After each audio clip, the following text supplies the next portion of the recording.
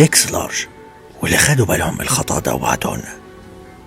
شوفوا أحمد حلمي كده وهو بيطلع على السلم عشان ينقذ خاله، وقولوا لي لو خدتوا بالكم من حاجة غريبة.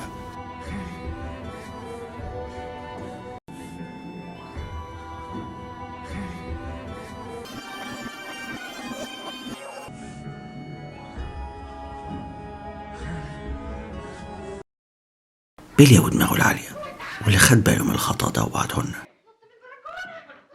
محمد هنيدي وهو بينط من البلكونة في المشهد ده بيبان الدوبلير اللي عمل بداله النط.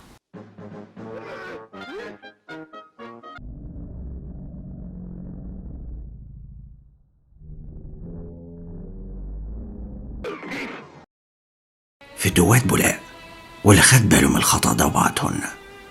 نسر الشرق محمد رمضان، بيجرجروا نور الشريف على الأرض لحد ما بيشوفهم فريد شوقي فبيطلعوا يجروا.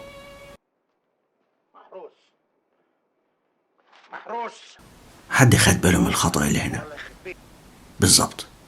العمة بعد ما اتفكت رجعت اتربطت تاني لوحدها. فوق الله يخرب بيتك وبيت ابوك مطرح ما راح.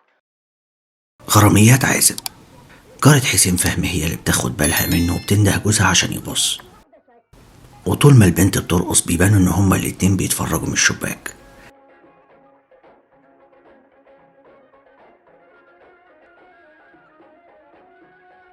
بس في اخر المشهد بيبان ان مراته بتقفشه ان هو كان بيتفرج عليها من الشباك بتاع المنور، مع انها طول الوقت كانت واقفه جنبه ما اتحركتش.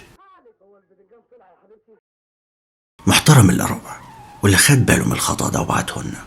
تالي زجرجر، اللقطه اللي محمد رجب بتخبطه عربيه بيبان ان ده مانيكان.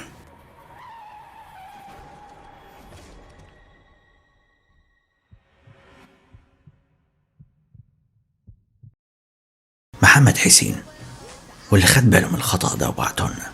عمرو مصطفى، في أول اللقطات في الفيلم بيبان إن التاكسي اللي راكبه محمد سعد ما فيهوش مراية أمامية، بس في لحظة واحدة بتظهر من العدم، بالتحديد في اللقطة اللي كان معاه الراجل الحشاش. كيمو أنتيمو، واللي خد باله من الخطأ ده وبعتهولنا. في المشهد بتاع الحادثة اللي بتخبطوا فيه العربية بيبان إن عامر منيب الخبطة بتخليه يطير في الهواء، وهو بيطير بنسمع إن هو بيقول بس المشكلة إن بقه ما بيتحركش. آخر الرجال المحترمين، في أول الفيلم بيوقفوا الشارع علشان يعدوا العيال. بعد ما العيال عدوا المفروض إن العربيات تطلع، واحد من اللي سايقين العربيات بيقول إن نور الشريف ما تخلصنا، مع إنهم كانوا خلصوا أصلا وكان ممكن يطلع. يعني المفروض الجملة دي كان يقولها له والعيال لسه بتعدي.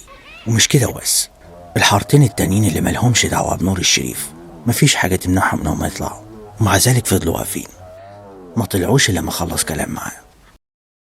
فيلم السقوط، في آخر الفيلم بتغزها بالسكينة فبتلف الناحية التانية تبص لفرو الفيشاوي،